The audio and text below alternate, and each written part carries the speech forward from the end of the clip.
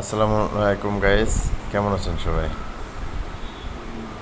তো আজকে আমি আপনাদেরকে শেখাবো কিভাবে আপনারা মাসে 30,000 টাকা ইনকাম করতে পারেন চাকরির পাশাপাশি। তো প্রথমে আপনারা একটি অ্যাপস খুলবেন, পাঠাও। তারপর আরেকটি অ্যাপস খুলবেন, ওটার নাম হচ্ছে উবার। দুইটা অ্যাপসই রাখবেন, যেটায় কল আসে সেটা রিসিভ করবেন এবং লোকেশন অন করে ভাড়া মারবেন। পথ আপনাকে লোকেশনে চিনিয়ে নিবে।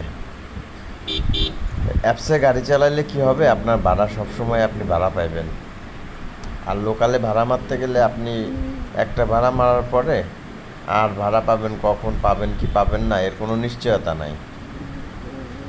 এজন্য বেশি কল আসে আপনার উবারে, কিন্তু ভাড়ার রেট বেশি, আবার পাঠাওয়ে কিন্তু পাঠাওতে কল আসে কম।